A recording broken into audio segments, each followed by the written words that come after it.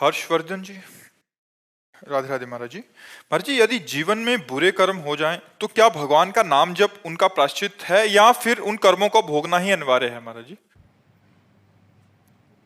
भगवान के नाम जप से तो नष्ट हो ही जाते हैं, लेकिन वर्तमान के बुरे कर्म, जो कर्म प्रारब्ध बन गया है वो नहीं, वो भोगना पड़ेगा। जैसे कि पिछले जन्म के जो भी बुरे हुए, वो जिनमें से जो प्रारब्ध बन गया है, इस शरीर की रचना के समय जो प्रारब्ध बन गया है उसे भोगना पड़ेगा, उसे नहीं काट सकते। बड़े बड़े संतों को भोगना पड़ता है। अब जैसे हम इतना डट के नाम जप करें कि पहले वर्तमान की गलतियां जो हमारी हुई इस जन्म में वो पवित्र हो जाएं, फिर पूर्व जन्म के कर्मों का जो संचित माने गोदाम जमा है वो भस्म हो जाए और प्रारब्ध को भोग लें, तब हम निष्पाप हो जाएंगे। बहुत बड़ा कार्य है। इसीलिए पूरा जीवन पाप ना करते हुए, धर्म से चलते हुए, एक एक कदम सावधानी से और नाम जप करते हुए, तब वो निष्पाप हो जाता है। निष्पाप होना बहुत कठिन है, क्योंकि जब से सृष्टि हुई तब से हमारा हिसाब किताब चल रहा है और आज तक भजन नहीं हुआ। भजन हुआ होता तो हम भगवान को प्राप्त हो गए होते। अब हम भजन शुरू करेंगे तो इतना बड़ा सब पाप नष्ट होगा, तो इसके लिए हमें बहुत भजन चाहिए। हर समय उठते बैठते चलते फिरते राधा राधा राधा राधा नाम जप करते रहें तो सब ठीक हो जाएगा। पर प्रारब्ध भोगना पड़ेगा। प्रारब्ध का मतलब समझ रहे ना? नहीं, मतलब समझ नहीं पा रहा हूँ। प्रारब्ध 3 प्रकार के कर्म होते हैं। एक क्रियमाण, क्रियमाण कहते हैं जो इस समय आप कर रहे हैं, वो 2 प्रकार के होते हैं, एक पाप और एक पुण्य। क्रियमाण जो अभी वर्तमान में आप कर रहे हैं इस जन्म में, ठीक है। संचित कहते हैं जो करोड़ों जन्मों के पाप और पुण्य जहां एकत्रित हैं आपके, उस रजिस्टर को संचित कहते हैं।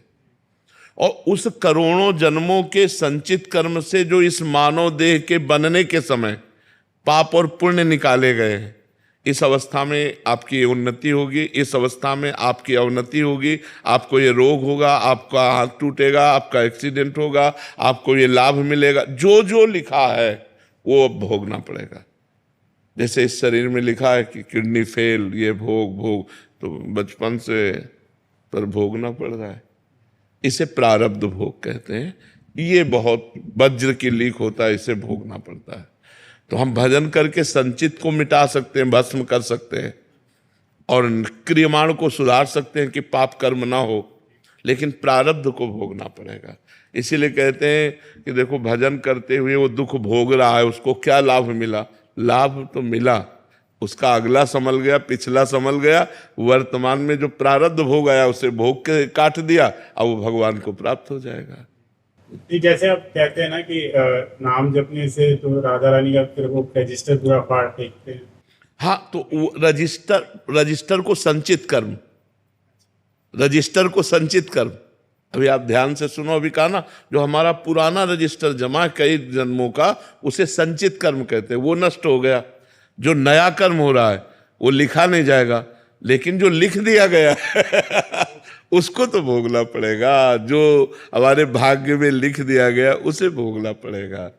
जो तूणीर में बाण है वो नष्ट कर दिया गया, जो चढ़ा दिया गया वो उतार लिया गया, लेकिन जो धस गया छाती में जाके, अब वो तो अपना काम करेगा ना। तो हमारे शरीर की रचना हो चुकी है, प्रारब्ध लिख चुका है, ये भोगना है, अब वो भोगना है। तो उस प्रारब्ध में जैसे नाम जपने से शक्ति मिलेगी। हाँ, उसके भोगने की सामर्थ्य मिलेगी। नाम जप से आपके हृदय में एक शीतलता रहेगी और आप प्रारब्ध को हंस के भोग सकते हैं। जो लोग डिप्रेशन में पहुंच जाते हैं, आप सुखपूर्वक उसे भोग सकते हैं। इतनी सामर्थ्य नाम जप से मिलेगी। करुण मेहता जी, राधे राधे महाराज जी, एक साधारण जीवन में सुख, पारिवारिक शांति तो है, तो क्या उसी से संतुष्ट होकर जीवन व्यतीत करना चाहिए या और बड़ी भौतिक इच्छाओं की प्राप्ति के पीछे कामना करनी चाहिए? नहीं, प्रयासरत रहना चाहिए, कायर हो के नहीं बैठना जाना चाहिए। हम अपने समाज की सेवा कर सकते हैं, अस्पताल बनवा सकते हैं। अगर इतना नहीं है तो अस्पताल में हम दे सकते हैं कि इतना रुपया जो गरीब लोग हैं जिनकी औषधि की समस्याएं हैं उनको फ्री दवा दी जाए। हम जैसे इस समय विपदा है बहुत से प्रांतों में कि जल निमग्न है और हजारों लोग ऐसे हैं जिनको भोजन नहीं मिल पा रहा, पानी पीने को नहीं मिल पा रहा। अब वो पानी थोड़ी पिएंगे।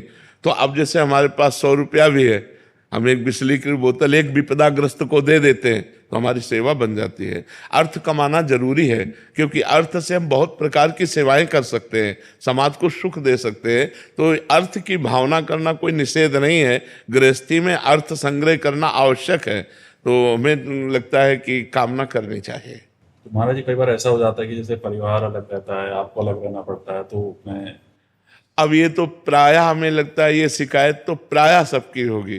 कोई आर्मी में है, कोई पुलिस में है, कोई व्यापार में है, देश विदेश उसे व्यापारी को भी जाना पड़ता है।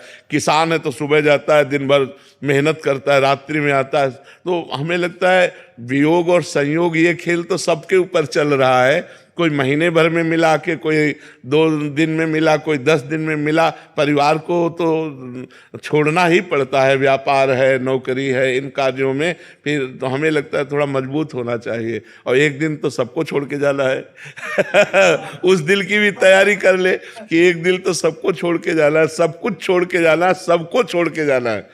ये बड़ा दुखद विषय है इस लोक का, इस लोक का बड़ा दुखद विषय है। पूरे जीवन कमाकर मकान बनाया, पूरे जीवन भर सब कुछ किया और सब छोड़ के जा रहे हैं यार। सरकारी कर्मचारी की यही विपदा है। हाँ, महीना कमाता है, रिटायरमेंट में मकान बनाता है, बिल्कुल फिर बच्चे भी नहीं रहते, वो तो पता नहीं कहाँ रहते। बिल्कुल बिल्कुल बिल्कुल। मनोज कुमार जी, महाराज जी सादर प्रणाम। गुरुजी, मेरा प्रश्न है कि क्या जीवन में एक गुरु का होना अत्यंत आवश्यक है जिससे कि हमारा उद्धार हो सकते? यदि एक सच्चे गुरु की पहचान करनी हो तो कैसे कर सकते? भगवान के सिवा हमें कोई सच्चे संत से मिला दे ऐसा असंभव, क्योंकि बाहर से सच्चाई नहीं जानी जा सकती। बाहर से वैभव दिखाई दे सकता है, वाक पटुता दिखाई दे सकती है, रूप दिखाई दे सकता है, शरीर दिखाई दे सकता है, स्थिति कैसे जानोगे? गुरु की जो स्थिति है वो तो नहीं जान पाओगे ना, वो भगवान जानते हैं। तो हमें लगता है हमें भगवान से प्रार्थना करना चाहिए कि भगवत प्राप्ति के मार्ग में हमको जो आप तक मिला दे ऐसे संत का संग करा दो। तो जब द्रवहि दीन दयालु राघो तो साधु संगति पाइए। जब भगवान द्रवित होते हैं तो संतों का संग प्राप्त होता है। साधुता और साधु भेष ये दोनों अलग अलग है। साधु वेश धारण करना सहज है, लेकिन साधुता लाना ये बहुत कठिन है। मतलब जो संतों के आचरण है वो होना बहुत कठिन है। साधु वेश तो कोई भी धारण, साधु महात्मा बाहरी बनने में थोड़ी देर, लेकिन पूरा जीवन हो गया, पूरा जीवन बचपन से जो भगवान के लिए हमारे अंदर में प्रेम होना चाहिए वो प्रेम नहीं, जो भगवान के लिए हमारा समर्पण होना चाहिए जब हम देखते हैं वो हमें कमी नजर आती है। तो अब सोचो बचपन से लेके अभी तक चल रहे हैं और हमें कमी ही नजर आ रही, अपने में कमी नजर आ रही। तो कैसे? साधु का जीवन केवल भगवान ही जानते हैं, साधु भगवान को जानता है, भगवान साधु को जानते। तो हमें लगता है भगवान से प्रार्थना करनी चाहिए कि साधु से मिला दो। नहीं तो जैसे हीरों की बोरियां नहीं होती, नहीं बोरियों में हीरा थोड़ी होता है कि भाई बोले ट्रक में क्या लदा, बोले हीरा लदा वो तो 1 2 4 ऐसे। अरे ऐसे संतों की जमात नहीं होती। कोई एक पाव भगत जीव जो भगवान में तृप्त है, भगवान के चिंतन में डूबा हुआ है, वो पूरे लोक को पावन कर सकता है। एक महात्मा पूरे मृत्यु लोक का उद्धार कर सकता है। मम भक्ति युक्तो भुवनम पुनातु, मेरी भक्ति से युक्त महापुरुष पूरे लोक को पावन कर सकता है। सत्यरत्य सत्यरत्य सा लोकाम तारयति, ऐसी सामर्थ्य उसमें आ जाती है। राम राम राम राम राधा राधा राधा राधा कृष्ण कृष्ण कृष्ण कृष्ण। तो धीरे धीरे विषयों का त्याग और भगवान के चरणों में प्रेम, बस ये सीधा साधा मार्ग है। नौटंकी नाटक से भगवान न मिलते, मोहि कपट छल छिद्र न भावा, निर्मल जन मन सो मोहि पावा। बस ये बात है। महाराज जी, जैसे हम पूजा तो सभी की करते हैं, सभी देवताओं की। मेरे प्रिय हनुमान जी हैं, तो मैं उनको ज्यादा करता हूँ। क्या उनको छोड़ के मैं किसी और को भी अपना सकता हूँ क्या? सही बात पूछो तो एक ही तत्व है, तत्व एक ही, जो हनुमान जी वही सब तत्व है। जहां हमारी भावना ज्यादा जुड़े हमको वही प्रेम करना चाहिए। जैसे आप कह रहे हो हनुमान जी से, तो अब हनुमान जी को जो प्रसन्न करने के लिए वो राम जी के चरित्र हैं, राम जी का नाम है। जय हनुमान बोलो, हनुमान जी उतना प्रसन्न नहीं होंगे, और जय सिया राम बोलो, हनुमान जी प्रसन्न होंगे। क्योंकि हनुमान जी की प्रसन्नता है। हम जिसको प्यार करते हैं वो खुश किस में होगा, हम ये देखते हैं। तो हनुमान जी किस में खुश होंगे? रामचरित्र सुनबे को रसिया, भगवान के पावन चरित्र सुनाओ तो वो रसिया है, वो आप पर प्रसन्न हो जाएंगे। जब भगवान सिया राम जी के चरित्र सुनाओगे, राम नाम का कीर्तन, सिया राम नाम का कीर्तन, तो हनुमान जी यत्र यत्र रघुनाथ कीर्तनम तत्र तत्र कृतमस्त कांजलम वाष्पवारि परिपूर्ण लोचनम। भगवान के पावन नाम कीर्तन को सुनकर हनुमान जी के आंसू आने लगते हैं। और वहीं वहीं यत्र यत्र रघुनाथ कीर्तनम तत्र तत्र कृतमस्त कांजलम वाष्पवारि परिपूर्ण लोचनम। हम हनुमान जी महाराज जहां जहां सिया राम नाम का कीर्तन होता है वहां सुप्रवाह करते हुए गुप्त रूप से विराजमान रहते हैं। तुम अपने हनुमान जी को प्रसन्न करने के लिए रामचरितमानस सुनाओ, सिया राम नाम कीर्तन सुनाओ, भगवान की महिमा, तो हनुमान जी प्रसन्न हो गए। अश्मिता सिंह जी गोरखपुर से। राधे राधे। मर्जी राधे राधे। मर्जी, संतों को ईश्वरी साक्षात्कार होने के बाद भी संत जन किसी दूसरे से नहीं कहते कि मुझे साक्षात्कार हुआ है, ऐसा महाराज जी क्यों? एक लौकिक संपत्ति अगर आपके पास है तो आप उसे बहुत छुपा के रखते हैं, नहीं रखते? सोना चांदी रुपया पैसा, आपके पास जो मूलधन है आप उसे छुपा के रखते हैं। फिर भागवतिक संपत्ति को कैसे कहा जा सकता है? कैसे कहा जा सकता है? आप विचार करो। भगवान ने हमें क्या दिया है? ये बाहरी तो प्राकृतिक है, माया जनित है। हमें अंदर क्या दिया है, ये से कैसे कहा जा सकता है? इसलिए कोई भी संत महात्मा ऐसा कहते नहीं मिलेंगे। जितने भगवत प्राप्त हुए सब ऐसे हुए, सब नम्र दैन्य।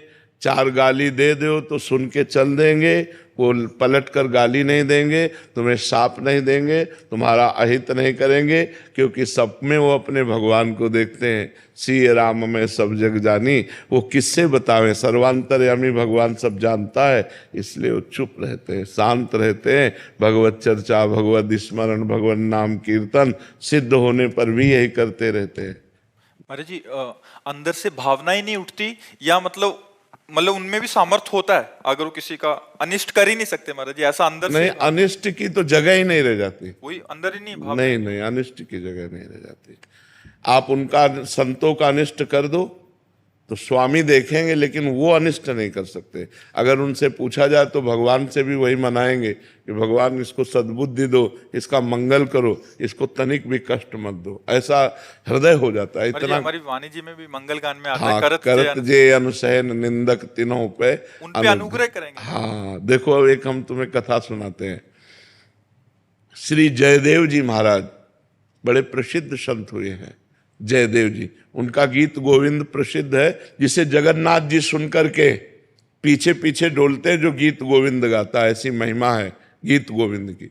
बड़े सिद्ध महापुरुष। तो किसी भक्त ने उनको आमंत्रित किया, बुलाया अपने घर, तो गए, उसने अर्चना वंदना की और 4 असरफी दी। उस समय असरफी का समय था, 4 असरफी दी। अब वो लेके चल रहे थे तो 4 लोग जो ठग स्वभाव के थे, जैसे अपने को इत्र की गंध आती है, ऐसे उनको सोना चांदी रुपया पैसा की गंध आती है, उनको समझ में आ जाता है। तो देखा अकेले जंगल के रास्ते से जा रहे, 4 असरफी बांधे, तो लग गए आसपास। जयदेव जी ने देखा, वो तो महान संत थे।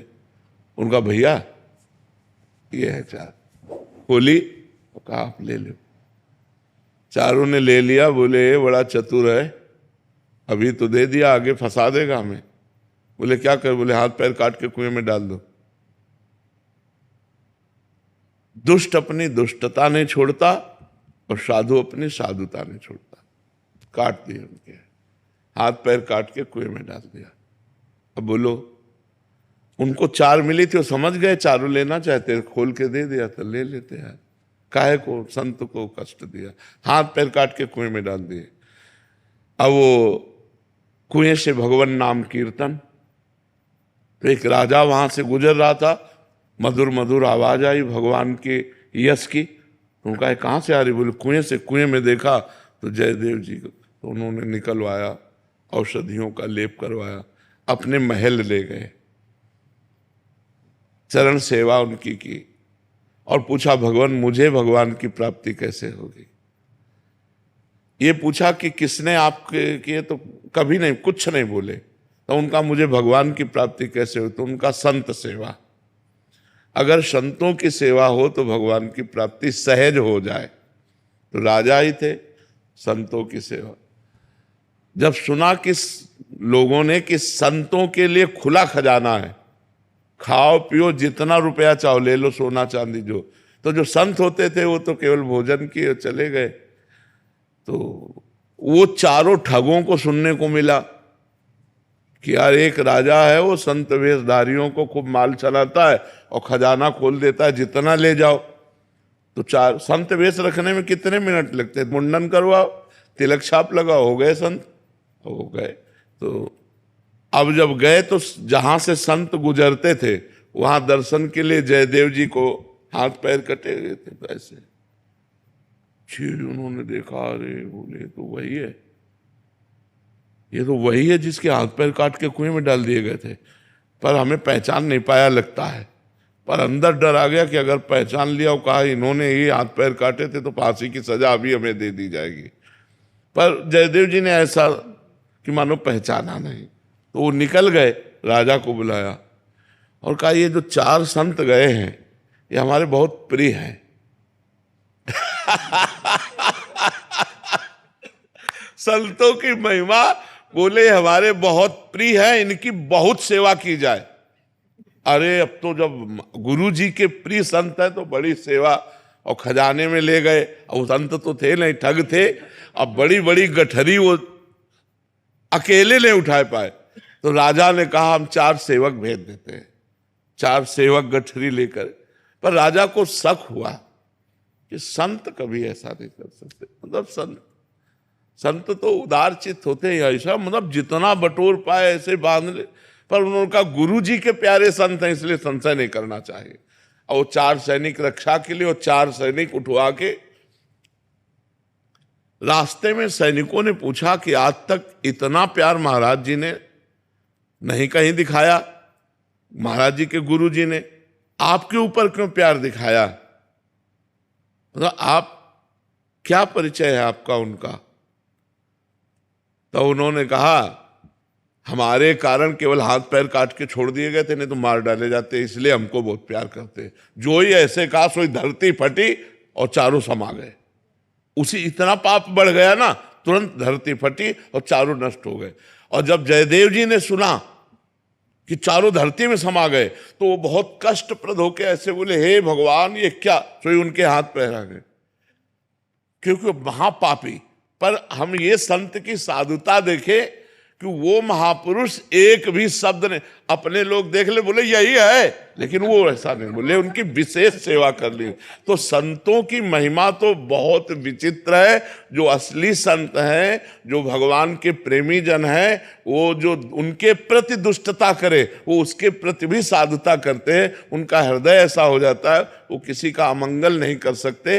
फिर अपने हृदय में जो अनुभव होता है भगवान की कृपा से, तो अहंकार रहित होते हैं, इसलिए वो कह नहीं पाते कि हमको ये अनुभव हुआ हमको, क्योंकि ये कहना अहंकार से आता है और अहंकार होता है नहीं, इसलिए धैर्य रहते, सबसे दीनता का व्यवहार करते। मांग के खा लिया, फुटपाथ में पड़े हैं और विश्वात्मा भगवान उनके अधीन है, भगवान उनके अधीन, ऐसे संत होते हैं। महाराज जी उनका सामर्थ्य क्या है महाराज जी? भगवान पीछे पीछे डोलते, इससे बढ़ के और सामर्थ्य क्या हो सकती है। आप विचार करो, संतों की सामर्थ्य का विचार, बहुत विचित्र खेल है बड़ा विचित्र खेल संतों का, बहुत विचित्र खेल। एक बार नामदेव जी महाराज बड़े सिद्ध महापुरुष थे, तो उस समय का जो बादशाह था वो मुगल बादशाह था। उसने सुना जब हिंदू फकीर ये सिद्ध है तो बुलाया और कहा तुम सिद्ध हिंदू फकीर हो तो कमाल दिखाओ। और काट दिया गाय, सामने गाय काट दिया। ये विट्ठल विट्ठल विट्ठल ये सब क्या। अच्छा, जो सिद्ध होते हैं उनको ये थोड़ी पता होता मैं सिद्ध होता हूं, उनको ये पता नहीं होता मैं सिद्ध हूं, क्योंकि अहंकार को पता लगता है, उनके अहंकार होता ही नहीं है, वो तो अपने को ऐसे। अब जो ही गाय काट के कहा जिंदा करो, तो उन्होंने गाय का सर ऐसे कहा विट्ठल विट्ठल विट्ठल, गाय उठ के खड़ी हो गई। अरे बादशाह चरणों में झुक गया और उसने बड़े बड़े रत्नों से जटित एक पलंग दिया, तो उन्होंने पलंग को उठाया और नदी में फेंक दिया। बादशाह को बहुत बुरा लगा, उनका आपने पलंग जो हमने भेंट में दिया उसे नदी में क्यों फेंक दिया? बोले हमारे काम का नहीं। हम बाबा जी हमारे किस काम का? बोले हमारा पलंग निकालो। तो उन्होंने ऐसे 10 पलंग निकाल दिए नदी से, चमत्कार। अरे बादशाह चरणों में लौट गया। अब इतना सा हुआ, जय जय हुई, वहां से चल पड़े। बोले विट्ठल भगवान के दर्शन करने जा रहे हैं। अब विट्ठल भगवान के दर्शन करने के सोचा जूती कोई चुरा न ले जाए। अब आप विचार करो, इतने रत्नों के पलंग ऐसे निकाल दिए, तो उन्होंने अपनी जूती अपने गमछा में लपेट कर और कमर में बांध ली। और जब विट्ठल भगवान मंदिर में जूता प्रवेश निषेध है, जूता है, छाता है, ये चीजें प्रवेश निषेध है, तो वो जे भी विट्ठल भगवान के दर्शन करने से उन्माद में हो गए, अपने प्यारे के दर्शन से नाचने लगे। अब नाचने में गांठ खुल गई और जूता वहां गिरे, तो वहां के जो विट्ठल भगवान के सेवक थे ना, उनको धक्का मार करके उनको पीट करके बाहर। क्या लीला संतों की समझ में आवे। एक जगह इतने बड़े त्यागी हैं कि करोड़ों अरबों रुपए के रत्नों का पलंग फेंक देते हैं, और 2 4 5 रुपए की उस समय जूती मिलती होगी, उसमें तो संतों की सामर्थ्य और संतों की लीला ये समझ में नहीं आ सकती। बस उनकी शरण में हो जाए, सोई पार हो जाए, सोई पार हो जाए। अब अकबर बादशाह ने बुलाया तुलसीदास जी को कि आप सिद्ध फकीर हो, आप कोई चमत्कार दिखाओ।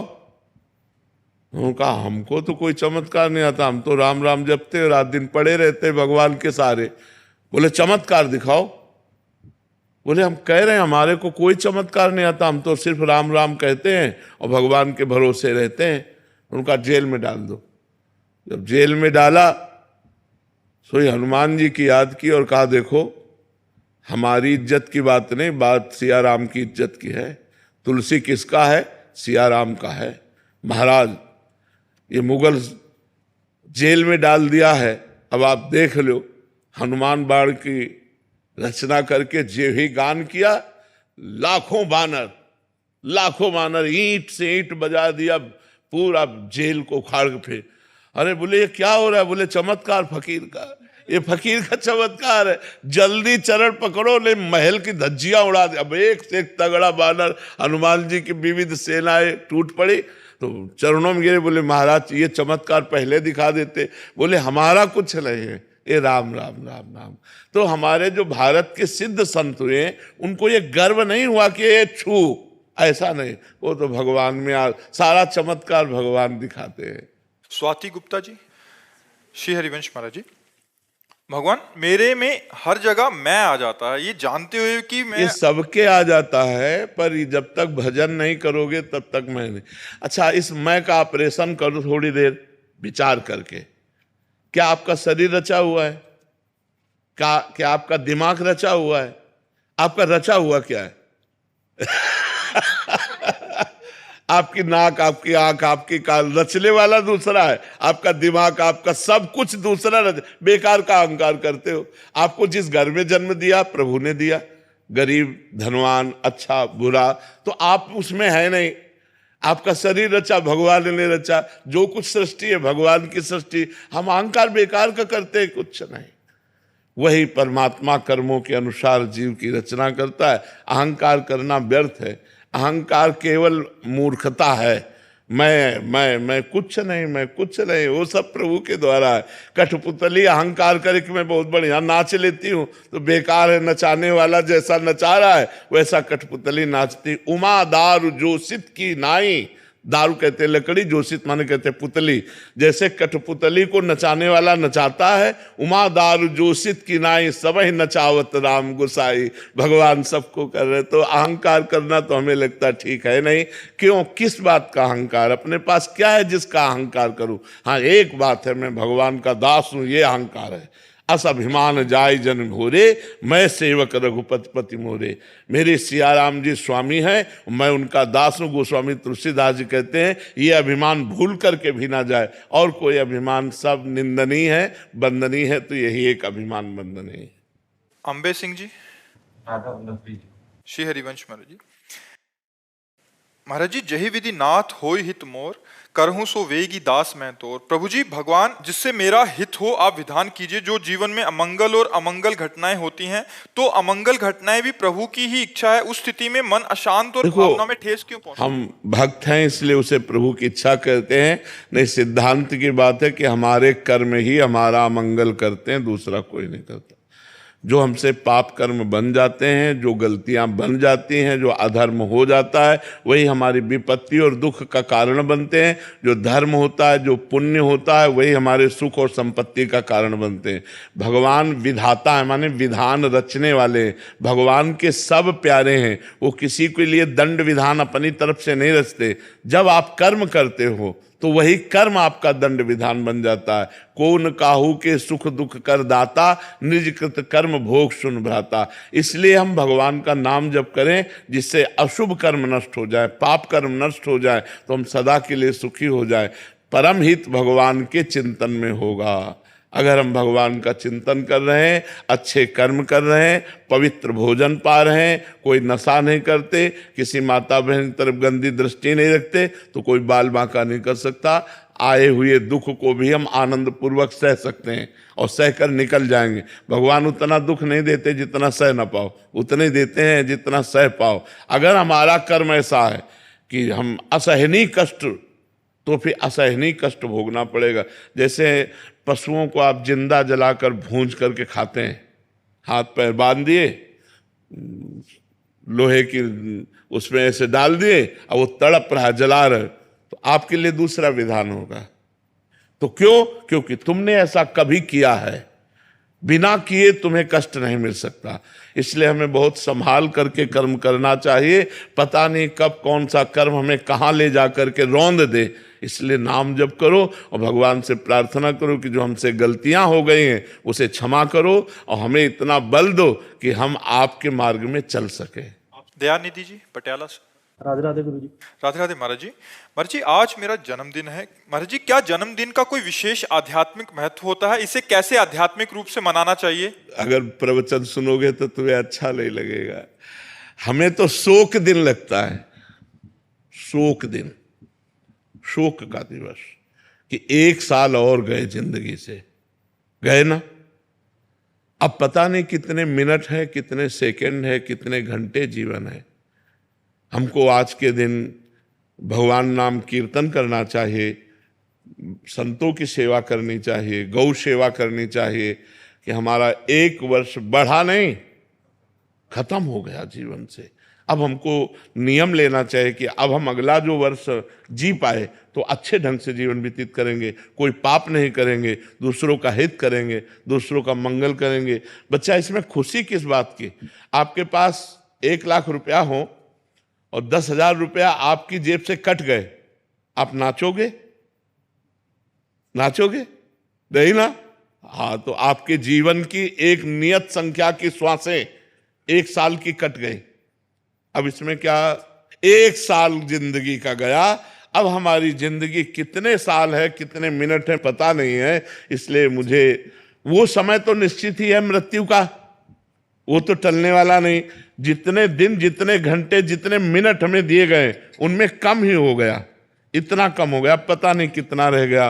राधा राधा राधा राधा राधा। तो जन्मदिन अगर मनाओ तो तो नाम कीर्तन करो, पवित्र भोजन मनाओ, रिश्ते नातेदारों को पवाओ, संतों को पवाओ, गऊओं को चारा डालो, ऐसे मंगलमय कार्य करो। तो जन्मदिन उत्सव, नाम कीर्तन करो, भगवत कथा करो, संतों के जहाँ है 100-200 संतों को भोजन पवा दो, जहाँ भूखी गौएं हैं उनको चारा दे दो। जैसे इस समय विपदा चल रही हमारे देश में, जगह जगह बाढ़ आ रही, अब वृंदावन में हजारों लोग भूखे हैं, ना तो पानी है ना बिजली है, सब कटी हुई है, हजारों लोग अपने अपने मकानों पर भूखे हैं। कुछ लोग सब मिल करके, हम लोग मिल करके ऐसी व्यवस्था, पैकेटों में भोजन बना बना करके, कुछ ऐसा जैसा भगवान सामर्थ्य दिए हैं, वो जैसे दूध है उबाल करके सब व्यवस्था करके जा जा के नावों से सबको, कई अपने सब संतजन लगे हुए हैं, सब कर रहे हैं। तो हमें लगता है ऐसी विपदा में जरूर सहयोग करना चाहिए कि जैसे हमारा भारत के कई प्रांतों में बाढ़ आई है, जो जहाँ है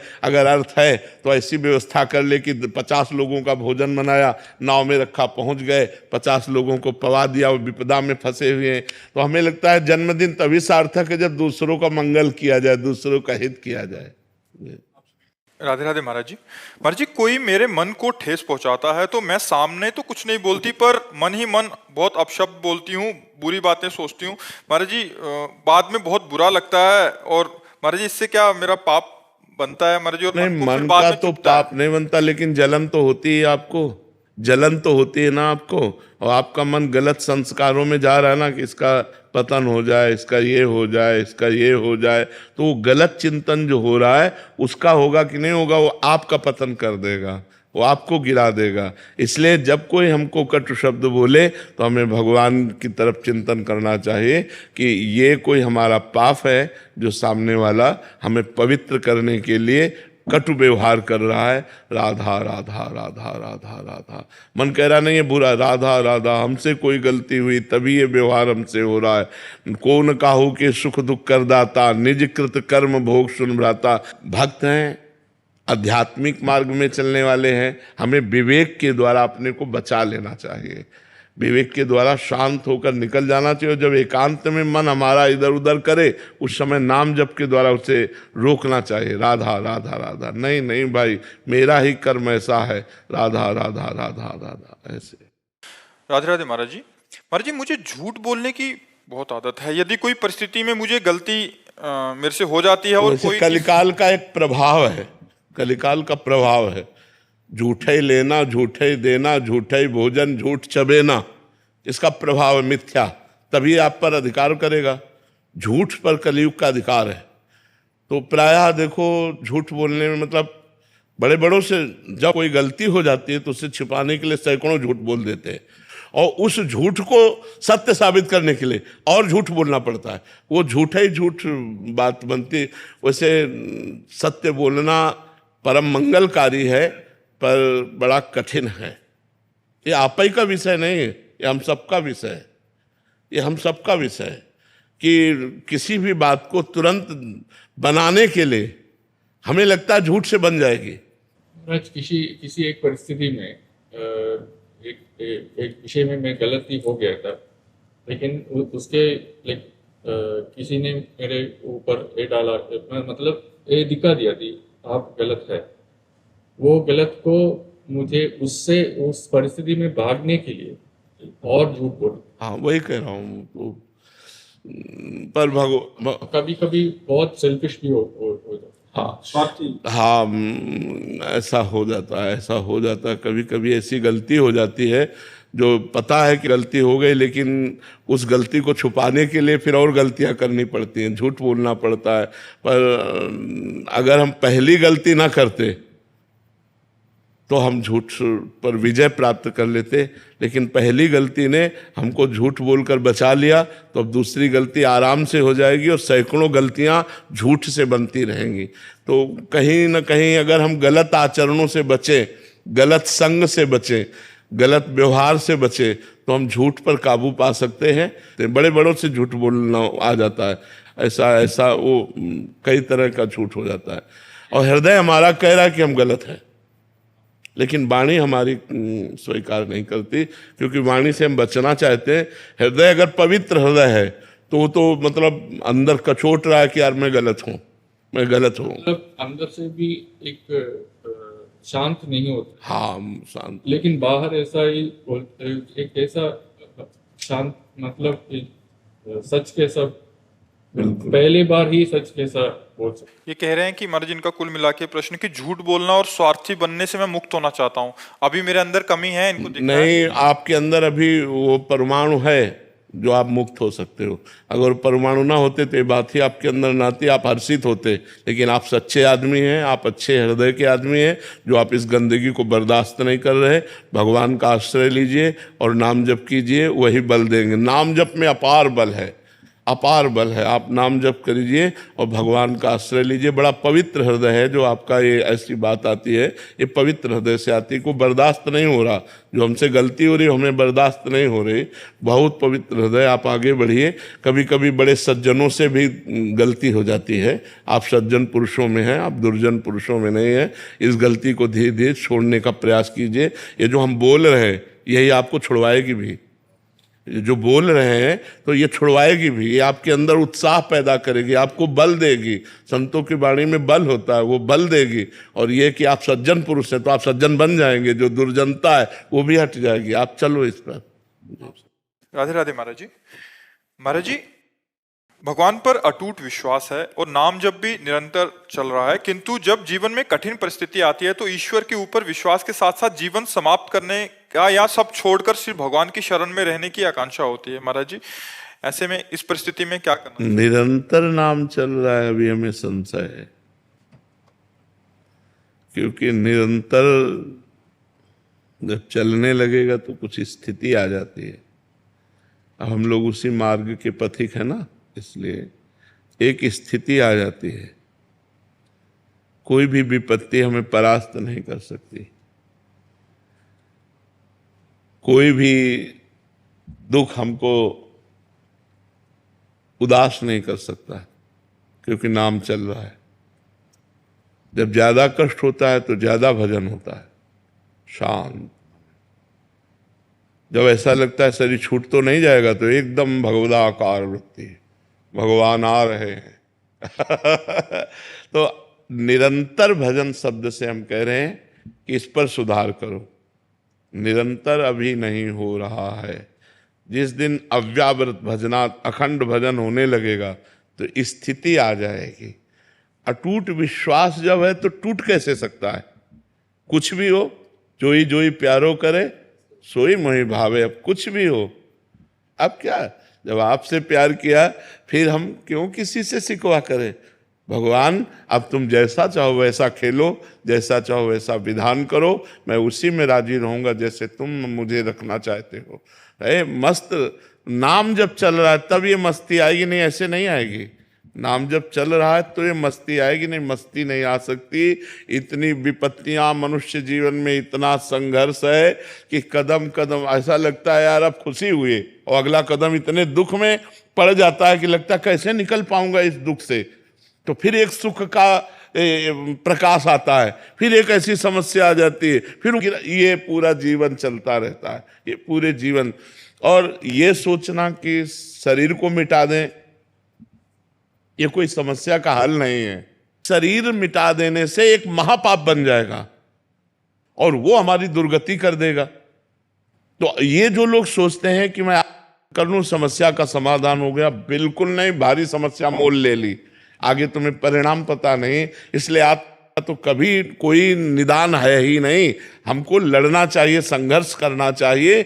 हमें चाहे बेइज्जती हो, चाहे अपमान हो, चाहे दुख हो, हमें लड़ना चाहिए, हमें आत्म नहीं करनी चाहिए। आखिरी हद तक मुझे सहना चाहिए। अच्छा, सब छोड़कर भगवान की शरण वो आप हो। क्या वेश बदल लेना भगवान की शरण है? नहीं, इस भूल में मत रहना। क्या स्थान बदल लेना भगवान की शरण है? ये अंदर की बात है। अंदर से भगवान की शरण में हो तो आप महात्मा हो, और बाहर से आप महात्मा का वेश है और अंदर से रुपया चाहिए, भोजन चाहिए, नाना प्रकार के सांसारिक सुख चाहिए, तो आप विषयी पुरुष हो, आप महात्मा नहीं हो। और आप पैंट शर्ट में हो, मेहनत से कमाते हो, धर्म से चलते हो, नाम जप करते हो और भगवान का चिंतन कर बढ़िया हो, आप बढ़िया हो। तो हमें लगता है कि ये कोई निदान सोचे कि मैं समस्या का समाधान बाबा जी बन करके, तो मुझे लगता है नहीं। ऐसी ऐसी समस्याएं हैं जिनका केवल निदान भगवान है, दूसरा कोई निदान नहीं। सोचो, साल 2 साल 4 साल 5 साल आप बोल दो कि आप ब्रह्मचर्य से रहो, कोई मनोरंजन नहीं करोगे, आप ये खाओगे, आप ऐसे रहोगे, तो एक एक दिन हम काट सकते हैं कि यार 4.5 साल रह गए, अब 4 साल रह गए, अब 5 साल। पूरी जिंदगी मनोरंजन नहीं कर सकते, पूरी जिंदगी कोई रिश्ता नहीं है, पूरी जिंदगी में किसी भी तरह का कोई सुख नहीं है सांसारिक। आप जरा थोड़ा विचार करके डालिए आप इस बात पर। आप विचार करो, क्या साधु का जीवन है, क्या साधु का जीवन? ना कोई मनोरंजन, ना कोई व्यवहार, ना कोई रिश्ता, ना कोई संबंध। साधु का जीवन ऐसा जीवन नहीं है। बहुत खतरनाक जीवन, बहुत खतरनाक जीवन। ये न सोचो कि बहुत आनंद में जीवन कटता है, बहुत कष्ट में जीवन कटता है सच्ची साधुता के लिए। और जो निकल गया सो मुक्त हो गया, और नहीं फिसल गया तो फिर आओ नया जन्म, फिर साधना करो, फिर भजन करो। इसलिए कोई समस्या से भागे कि मैं समस्या का निदान साधु बन के पालूंगा, तो भूल मत करना, बड़ी समस्या है। मतलब ये कोई ना सोचे कि संत बनना सहज है, बिल्कुल नहीं, बिल्कुल नहीं। बाबा जी बनने का मतलब मर गए, अब मर के हम चल रहे हैं। जीवित मर जाए उलट आप में समाये यही दिलगिरी है। मरा हुआ पुरुष महात्मा होता है, जिसका मन मरा, जिसकी इंद्रियां मरी, जिसकी वो कुछ नहीं चाहिए, जा ही न चाहिए कबहू कछु तुम सन सहज सने। तो ये दोनों बातें आप कर लेना या समस्या में फंसकर बाबा जी बन जाना, ये दोनों बातें समाधान नहीं है। समस्या से लड़ना समाधान है, और वो आप तभी लड़ सकते हैं जब आपका भगवान का भरोसा दृढ़ होगा और नाम जप करोगे, तो कोई न कोई रास्ता भगवान ऐसा निकाल देंगे जिससे आप समस्या से बच जाएंगे। नहीं तो समस्याएं पीस डालती है, अंदर ही अंदर खोखला कर देती है, आदमी चिंतन से परेशान हो जाता है, और जब परेशान हो जाता है तो उसे एक ही रास्ता नजर आता है, और वो रास्ता है नहीं, वो और परेशानी पैदा कर देगा अगले जन्म में जा करके। इसलिए नाम जप करो और सहन करो और लड़ना सीखो। हमको विपत्ति, दुख, संघर्ष करना पड़ेगा, हमको लड़ना पड़ेगा, इनसे विजय प्राप्त करना पड़ेगा। हार जाऊं तो भी लड़ना पड़ेगा, हमारे पास कोई रास्ता नहीं है। हमको इन दुख और विपत्तियों से लड़कर पार होना ही है। कुमार जी, हमें लगता है कि कोई ऐसा साधन मिल जाए जिससे तुरंत झट से हमारे दुख दूर हो जाएं। अवश्यमेव भोक्तव्यम कृतम कर्म शुभाशुभम। अपने कर्म को, जीव को भोगना होगा। ये जब भगवान कह रहे हैं तो और की हम बात कैसे माने? भगवान कह रहे हैं ना, अवश्यमेव भोक्तव्यम कृतम कर्म शुभाशुभम। भोगना होगा। ये सब इधर से जंतुर बनाने से और राख लेने से और कलावा बनाने से तुम्हारे प्रारब्ध नहीं नष्ट हो जाएंगे। हाँ, पवित्र कार्य है, करना चाहिए गृहस्थी में, देव मंगल के लिए, जगत मंगल के लिए यज्ञ करना चाहिए, हवन करना चाहिए, ब्राह्मणों के द्वारा अनुष्ठान कराना चाहिए, लेकिन प्रारब्ध भोग नहीं कटता, खुली बात है। हाँ, हम ऐसी एक कला जानते हैं जो ऐसे दुखों में भी आप सह सकते हो। वो कला है भगवान का नाम, वो खुली बात कहते हैं। खूब नाम जप करो और भगवान में चित्त जोड़ो, तो चित्त भगवान से जब जुड़ा होता है तो आनंद होता है। शरीर दुख में है, भारी समस्या है, लेकिन मन आनंद में है। यही बात है। सा वही मन कृष्ण पदारविंदयो। मन भगवान कृष्ण के चरणों में लगा है तो आनंद है, राधा जी के चरणों में लगा है तो आनंद है। अगर मन संसार में रहेगा तो कष्ट ही भोगना पड़ेगा। कोई ऐसा नहीं, इतने पढ़े लिखे डॉक्टर, इतने बड़े सर्जन, इतने बड़े, ये सब भगवान ने तो बनाए हैं। अगर छू से होता तो बढ़िया काम बन जाता। डॉक्टरों की जरूरत क्या है? बिल्कुल इधर उधर मत भटको। किसी को कोई परेशानी है सीधे अस्पताल जाओ। जैसे हम दवा करवा रहे हैं, टेबलेट खाते हैं, डायलिसिस करवाते हैं और भगवान की शरण में पड़े और नाम जप करते हैं। बिल्कुल सीधा रास्ता है। हाँ, कुछ ऐसे मंत्र हैं, यदि सकामता पूर्वक उनका अनुष्ठान किया जाए तो कुछ दर्द को कम कर सकते हैं, समस्या को कम कर सकते हैं, मिटा नहीं सकते, मिटाने की सामर्थ्य नहीं। प्रारब्ध भोग भोगना पड़ता है। नहीं, रामकृष्ण परमहंस जी इतने सिद्ध महापुरुष, उनके गले में कैंसर था। बड़े बड़े महापुरुषों के जीवन में कष्ट पाया गया। भाई जी हनुमान प्रसाद पोद्दार जी के हाथों में तो ये बड़े बड़े कष्ट सहने पड़े। ये छूछा से नहीं जाते भैया। खूब राधा राधा नाम जप करो, सह करके निकल जाओ, बस ये बात है। कुमार जी, ऐसा कहा जाता है वहां गए लड़का हो गया, यहाँ गए ये ठीक हो गया। तो लड़का होना होगा तो कहीं जाओ, चाहे ल जाओ, हो जाएगा। और नहीं होना होगा तो चाहे जहाँ चले जाओ, नहीं होगा। वो संयोग होता है। जैसे देखो, आपका कोई काम नहीं बन रहा था, आप हमारे पास आए अब वो संयोग बन गया आपके कर्म का और काम हो गया, बोले जय बाबा की। वो प्रेमानंद से नहीं बना, वो तुम्हारे कर्म का संयोग था, वो तुम्हारे कर्म का संयोग था। बिल्कुल समझिएगा, ये आज नौटंकी नाटक नहीं, खुली बात है। आपका कर्म आपको सहयोग दिया तो आपका काम बन गया, आपका कर्म आपको सहयोग नहीं देगा तो काम नहीं बनेगा।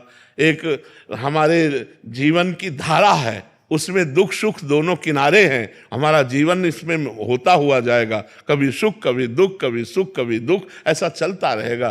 कोई मिटा नहीं सकता यार, हमारी समझ में नहीं आता।